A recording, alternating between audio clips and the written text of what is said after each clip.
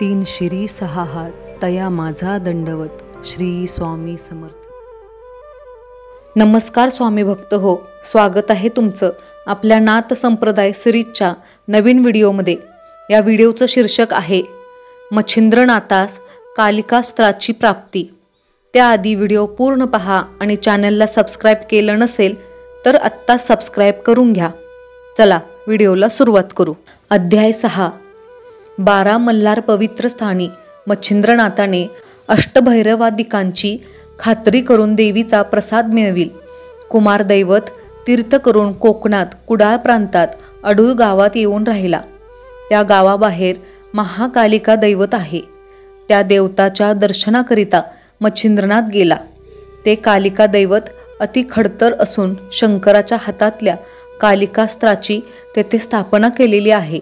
त्या अस्त्राने पुष्कळ दैत्यांचा प्राण घेतला म्हणून शंकर प्रसन्न होऊन त्या अस्त्ररूपी कालिकेस वर प्रदान देण्यास तयार झाले.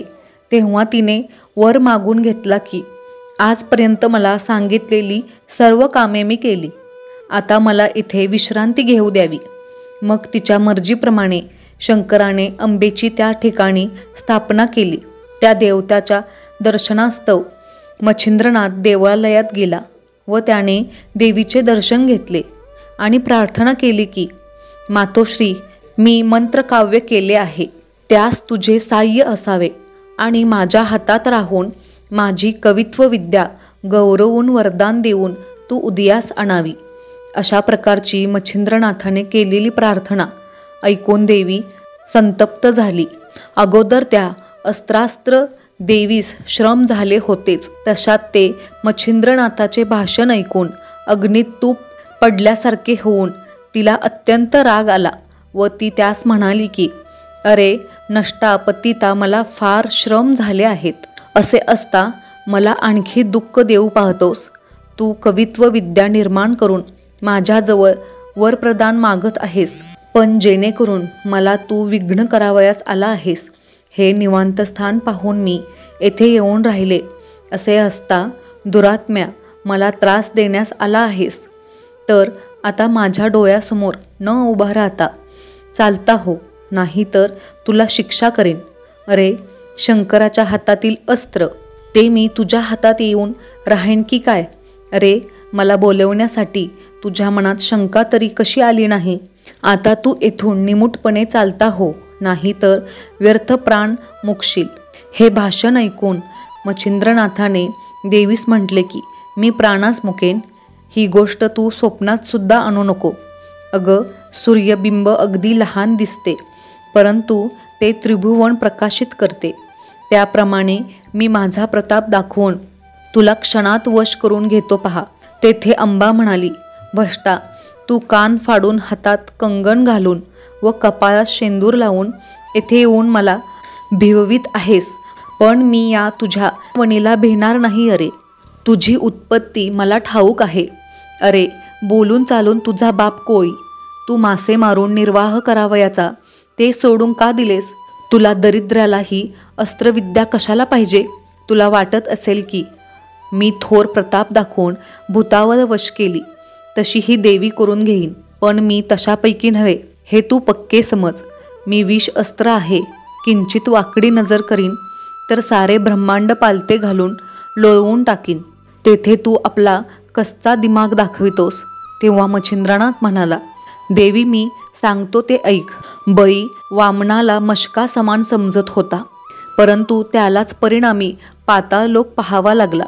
हे भाषण ऐकून देवीस अतिशय राग आला. ती त्यास म्हणाली, तुझमध्ये कोणता प्रताप आहे तो मला आताच दाखव.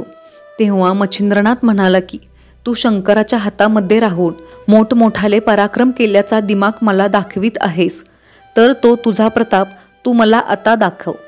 याप्रमाणे मच्छिंद्रनाथाचे भाषण ऐकून भद्रकाली सिंहासारखी आरोळी मारून आकाशात प्रकट झाली. इतक्यात भयंकर शब्द होऊ लागला की जोगड्या, आता आपला प्राण वाचव. तू आपल्या गुरुचे स्मरण कर, कारण वज्रास्त्राने जसा पर्वताचा चुराडा होतो तसा तुझ्यामुळे पृथ्वीचा होईल. अरे ही कालिका आज पृथ्वी सपाट करून टाकण्यास तयार झाली आहे. आता तुझा निभाव कसा लागेल? अशी बरीच धमकावणीची भाषणं मच्छिंद्रनाथाने ऐकून घेतल्यानंतर तो तिला म्हणाला, तू पाहिजे तसे बोललीस तरी तुझ्यापासून माझे काही वाकडे व्हावयाचे नाही. असे म्हणून त्याने भस्म हातात घेतले व वासव शक्ती मंत्र जपून ते भस्म आकाशात फेकून दिले. तेव्हा ती दैदिप्यमान वासव शक्ती तत्काळ प्रकट झाली. सूर्याच्या हातचे वासवास्त्र आणि शंकराच्या हातचे भद्रकाली किंवा कालिका अस्त्र या अभयतांचे युद्ध सुरू झाले. दोन्ही अस्त्रांची युद्ध लागून ती एकमेकांवर प्रहार करीत होती. झगडता झगडता शेवटी कालिकेने वासव शक्तीचा पाडाव केला आणि मोठ्या आवेशाने ती मच्छिंद्रनाथावर चालली. हे नाथाच्या लक्षात येताच त्याने पुन्हा भस्म घेऊन एकादश रुद्र मंत्रयोग सिद्ध करून फेकताच एकादश रुद्र प्रकट झाले. ते भयंकर व अनिवार्य प्रलय करणारे प्रकट होताच कालिकेचे तेज फिके पडले.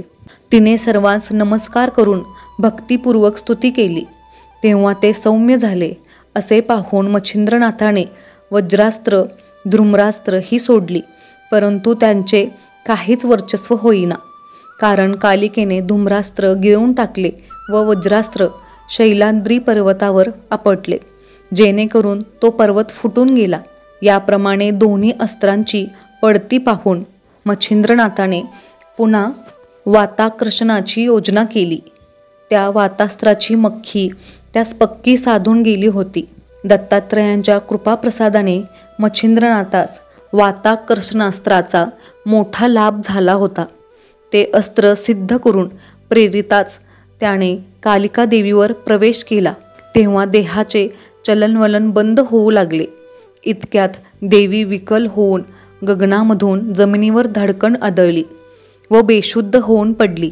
ते पाहून देव दानवांना सुद्धा मोठा विस्मय वाटला. कालिकेचे प्राण जाऊ लागले. तेव्हा तिने शंकराचे स्मरण केले. हा प्रकार कैलासास शंकराच्या कानावर गेला व हा सर्व खेळ मच्छिंद्रनाथाचा आहे तसे त्याच्या ध्यानात आले. मग नंदीवर बसून शंकर लगेच त्या ठिकाणी गेले.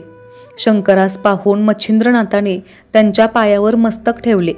मग शंकराने त्यास 10 हातांनी पोटानी धरून कडकडून भेटी दिली व प्रताप दाखवून अस्त्र जिंकल्याबद्दल त्यांची प्रशंसा केली. तेव्हा नाथाने शंकरास सांगितले की बद्रिकाश्रमास तुम्ही प्रसन्न होऊन दत्तात्रयांकडून मला मंत्र अस्त्र विद्यादी सर्व शिकवले. तो हा सर्व तुमच्या कृपेचा प्रताप होय. त्यावर शंकराने म्हटले, तूर्त ते असो, तू प्रथम कालिका देवी सावध कर. तेव्हा नाथ म्हणाला, तुम्ही आपला वरदहस्त माझ्या मस्तकावर ठेवा.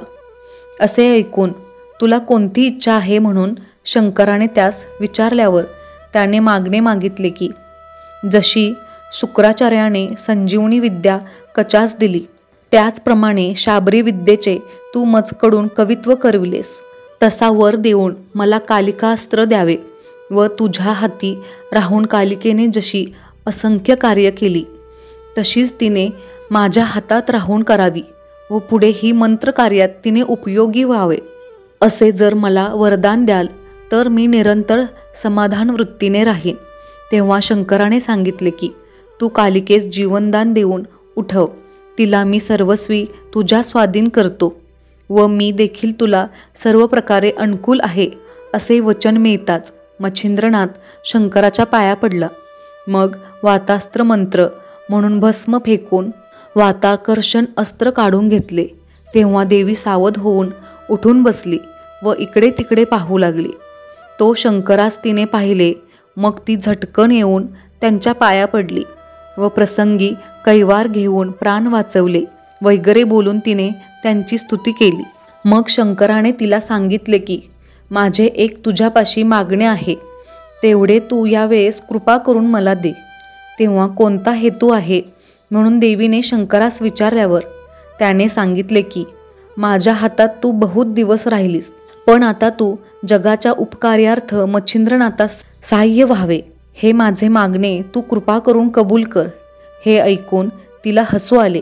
ती म्हणाली, मी तुमच्या पायाची दासी आहे. असे असता अर्जव केल्यासारखे करून मजजवळ दान मागता. हे काय, मला तुमची आज्ञा प्रणाम आहे. जिकडे पाठवाल तिकडे मी जाईन. मग तिने मच्छिंद्रनाथास बोलाविले. तो येताच देवीने त्यास आलिंगन दिले व मी सर्वस्वी तुला सहाय्य आहे असे वचन देऊन त्याचे तिने समाधान केले. मच्छिंद्रनाथ व शंकर यांना देवीने 3 रात्री तेथे ठेवून घेतले. 4थ्या दिवशी विचारून शंकर कैलासास व मच्छिंद्रनाथ गदातीर्थ हरेश्वरास गेला. आदेश. तुमच्या सर्वांच्या सुखासाठी प्रार्थना.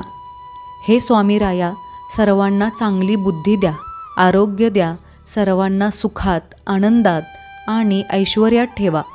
सर्वांचं सर्व मनोरथ पूर्ण करा व सर्वांचं तुमची सेवा करण्याचं मन परिवर्तन करा.